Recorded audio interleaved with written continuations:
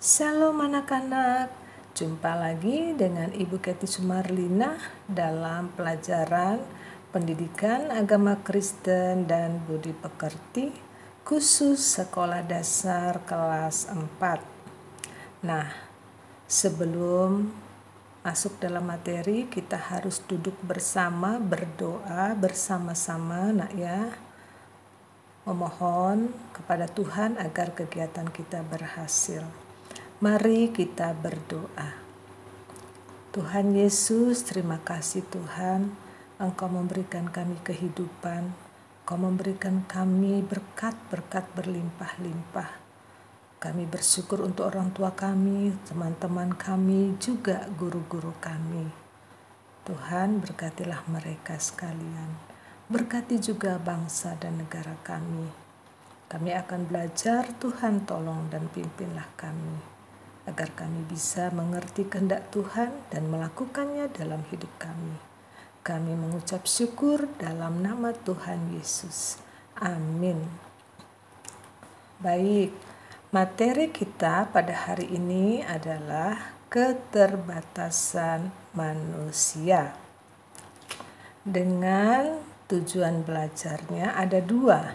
Jadi setelah kalian menyaksikan, mengamati, menyimak video pembelajaran ini, kalian bisa menyebutkan contoh dan istilah bagi keterbatasan manusia. Yang kedua, menjelaskan pengertian keterbatasan adalah sebuah anugerah. Itu saja, kita masuk di dalam materinya ya. Nah, semua manusia tidak ada yang sempurna. Yang disebut manusia sempurna adalah manusia yang memiliki kemampuan dan keterbatasan. Artinya bahwa keterbatasan dan kemampuan selalu ada dalam satu orang individu atau dalam satu orang manusia.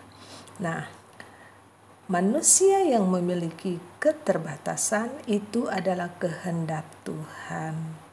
Itu adalah pemberian Tuhan.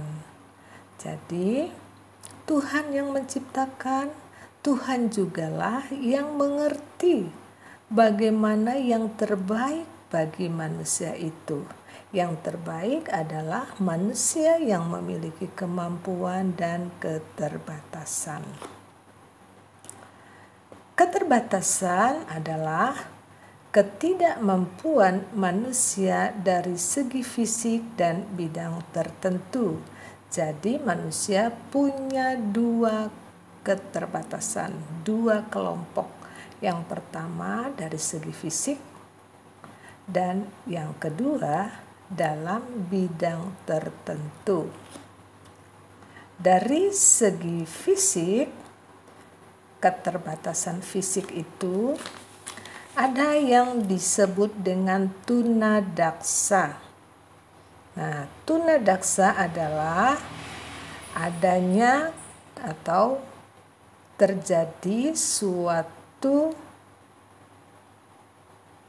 fungsi yang berkurang dari satu anggota tubuh akibat terluka atau mengalami pertumbuhan yang kurang sempurna. Misalnya, ada orang lumpuh, yaitu termasuk tunadaksa karena dia mengalami pertumbuhan yang kurang sempurna atau mengalami luka, kecelakaan dan sebagainya seperti cacat kaki, kemudian mata, tangan, dan lain-lain ya. Itu mengalami atau anggota tubuhnya mengalami kurang fungsi.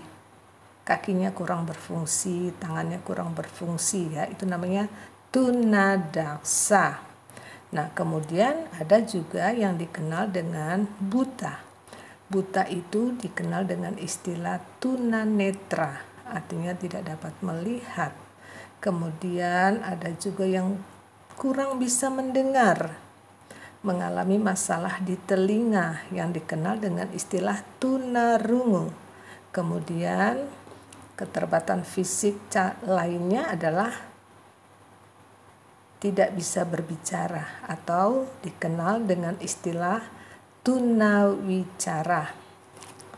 Kemudian yang kedua, dari segi keterbatasan bidang tertentu, contohnya ketidakmampuan berenang atau tidak bisa bernyanyi, tidak bisa bermain musik, tidak bisa melukis, dan lain-lain.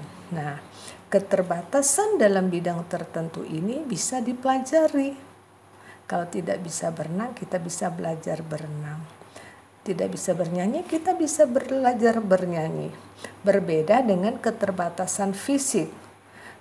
Kalau sudah lumpuh, ya tidak bisa diperbaiki lagi ya. Kecuali ada mujizat Tuhan, ada belas kasihan Tuhan turun atas orang tersebut. Ya. Kemudian dalam diri manusia Tuhan juga sudah menyertai dengan sifat dan karakter.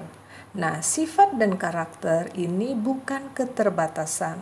Misalnya sifatnya pemarah, pemalas, pendiam, pendendam, pelupa, dan lain-lain. Ini adalah sifat dan karakter, bukan keterbatasan. Sifat dan karakter ini juga bisa kita hilangkan anak-anak ya. Sifat pemalas bisa dirubah menjadi rajin. Pendiam bisa menjadi periang. Pendendam bisa menjadi pemaaf. Nah, itu. Nah, keterbatasan yang dimiliki oleh manusia yang ada dalam tiap manusia itu bukan berarti membatasi kuasa Tuhan atau membatasi kemurahan Tuhan dalam kehidupan manusia. Justru keterbatasan itu mempermuliakan manusia. Nah, contohnya ya, dalam keterbatasan Tuhan justru dimuliakan. Sebagai contoh, ada orang bisa dia tidak punya misalnya tangan, tetapi dia bisa melukis dengan kaki, dia bisa melukis dengan mulut. Atau ada juga orang-orang autis yang mengalami kemunduran mental, tetapi mereka bisa bermain musik dengan sangat indah, bisa menari dengan sangat indah. Artinya anak-anak bahwa keterbatasan itu menjadi sebuah anugerah jika kita menerimanya dengan sukacita, dengan ucapan syukur. Dan bukan sampai di situ saja bahwa keterbatasan itu sebagai sebuah anugerah karena di dalamnya nama Tuhan dimuliakan. Ya. Nah, jadi keterbatasan itu sebagai anugerah saat yang pertama kita menerimanya sebagai anugerah Tuhan. Dengan demikian, karena dia sebagai sebuah anugerah, kehidupan kita menjadi terus bergantung kepada Tuhan. Dan dengan mengalami keterbatasan itu kita berusaha mengembangkan kelebihan atau kemampuan kita di bidang yang lain. Misalnya kita yang tidak punya tangan bisa mengoptimalkan kaki, bisa mengoptimalkan mulut. Nah, itu dengan begitu bisa berkarya dan nama Tuhan dipermuliakan. Nah, keterbatasan sebagai sebuah anugerah itu juga menjadi sebuah anugerah karena hidup kita menjadi juga bergantung kepada sesama. Artinya bukan bergantung sepenuhnya untuk minta tolong, minta kasihani ya, tetapi hidup saling melengkapi dengan sesama. Nah, kesimpulannya anak-anak, Tuhan Maha Adil. Dia menciptakan manusia dengan kemampuan dan keterbatasan. Keterbatasan manusia tidak mengurangi kemurahan dan anugerah Tuhan, namun justru mempermuliakan Tuhan. Baik, demikian pelajaran kita pada hari ini. Untuk mengetahui kemampuan, keberhasilan kalian belajar, kalian bisa menjawab pertanyaan ini ya. Selamat belajar, Tuhan Yesus memberkati. Tetap semangat, tetap berdoa, tetap bergembira dan taat pada orang tua. Sampai jumpa di lain waktu. Tuhan Yesus memberkati.